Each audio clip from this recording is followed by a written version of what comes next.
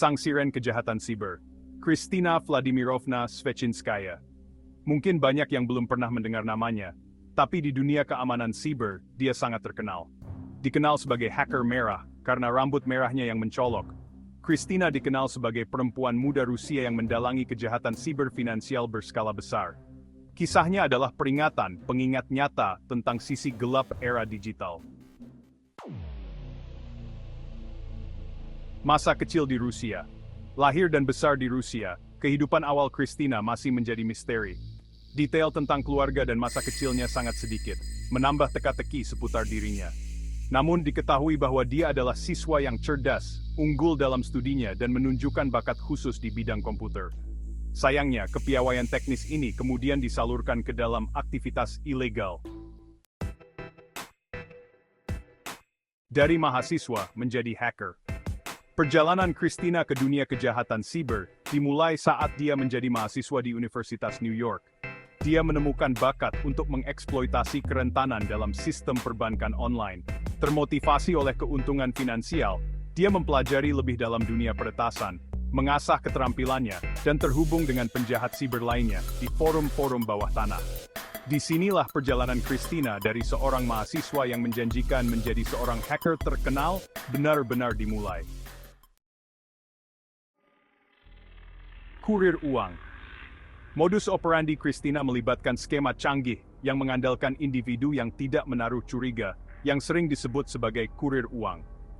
Skema ini dirancang dengan sangat hati-hati untuk mengeksploitasi kelemahan dalam sistem keamanan dan kepercayaan manusia.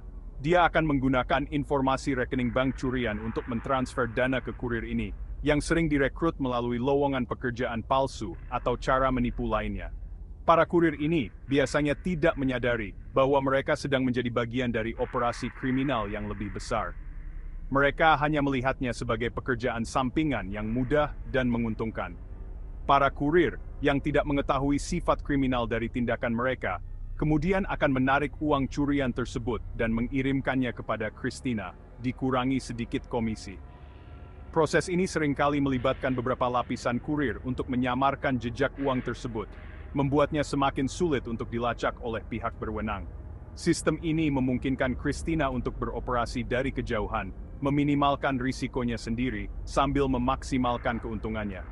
Dengan menggunakan teknologi canggih dan jaringan kurir yang tersebar luas, dia bisa menghindari deteksi dan terus menjalankan operasinya tanpa hambatan.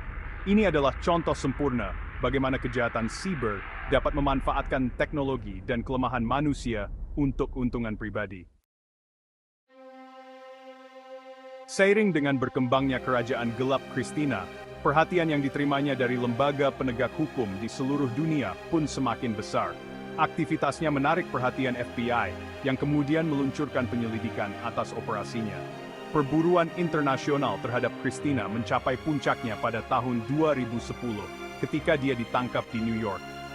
Penangkapannya mengirimkan gelombang kejut ke seluruh komunitas keamanan siber, menjadi pengingat nyata bahwa bahkan penjahat siber yang terampil pun tidak kebal hukum.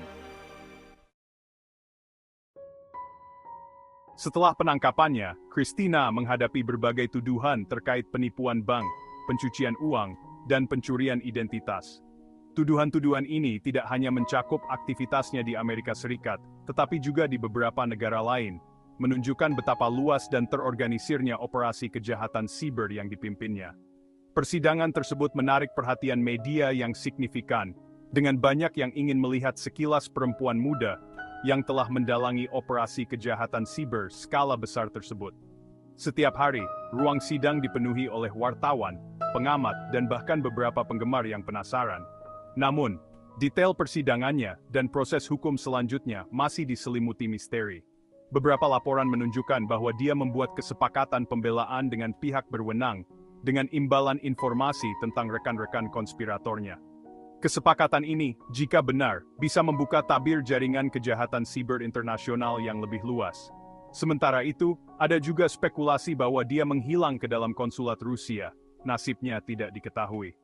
Beberapa sumber menyebutkan bahwa dia mungkin telah mendapatkan perlindungan dari pemerintah Rusia, yang menambah lapisan intrik internasional pada kasus ini. Apakah dia akan muncul kembali di panggung global atau tetap menjadi misteri? Hanya waktu yang akan menjawab. Kasus ini tidak hanya menyoroti ancaman kejahatan siber, tetapi juga kompleksitas hubungan internasional dalam menangani penjahat dunia maya. Meskipun kisah Christina mungkin tampak seperti sesuatu yang keluar dari film thriller Hollywood, penting untuk diingat bahwa tindakannya memiliki konsekuensi dunia nyata. Para korban kejahatannya yang seringkali adalah individu dan usaha kecil, menderita kerugian finansial yang signifikan. Dana yang dicuri merupakan hasil jerih payah mereka, impian mereka, dan rasa aman mereka. Bagi mereka, kejahatan Christina bukanlah kejahatan tanpa korban, tetapi pukulan yang menghancurkan. Dampak global, efek domino. Kasus Christina menyoroti meningkatnya ancaman kejahatan siber dan dampak globalnya. Ini menggarisbawahi kerentanan sistem perbankan online dan betapa mudahnya peretas terampil dapat mengeksploitasinya. Kisahnya menjadi peringatan bagi lembaga keuangan dan lembaga penegak hukum di seluruh dunia, mendorong mereka untuk memperkuat langkah-langkah keamanan siber mereka, dan berkolaborasi lebih erat untuk memerangi ancaman yang terus berkembang ini. Keamanan siber di era digital. Kisah Christina menjadi pengingat nyata tentang pentingnya keamanan siber di era digital. Karena kita semakin bergantung pada teknologi untuk transaksi keuangan, komunikasi, dan aspek penting lainnya dalam hidup kita, memastikan keamanan aktivitas online kita adalah hal yang terpenting. Ini termasuk menggunakan kata sandi yang kuat, mewaspadai penipuan phishing, dan memperbarui perangkat lunak dengan tambalan keamanan terbaru. Pelajaran dari hacker merah. Kisah Christina Svechinskaya, sang hacker merah, menawarkan beberapa pelajaran berharga. Ini menyoroti pentingnya kesadaran keamanan siber dan perlunya individu, bisnis, dan pemerintah untuk bekerja sama memerangi kejahatan siber. Ini juga berfungsi sebagai kisah peringatan tentang daya pikat uang mudah dan konsekuensi menghancurkan yang dapat timbul dari terlibat dalam aktivitas ilegal. Masa depan kejahatan siber dan konsekuensinya. Seiring dengan teknologi yang terus berkembang, metode dan kecanggihan penjahat siber juga akan terus berkembang. Penjahat siber tidak hanya menggunakan teknik yang lebih canggih, tetapi juga memanfaatkan kelemahan dalam sistem yang mungkin tidak kita sadari. Mereka terus berinovasi, mencari cara baru untuk mengeksploitasi celah keamanan. Kisah Christina Svechinskaya hanyalah salah satu contoh dari banyak wajah kejahatan siber. Dia adalah seorang mahasiswa yang berubah menjadi hacker, menunjukkan bahwa siapapun bisa menjadi pelaku kejahatan siber. Ini menunjukkan betapa mudahnya seseorang bisa tergoda untuk terlibat dalam aktivitas ilegal di dunia maya.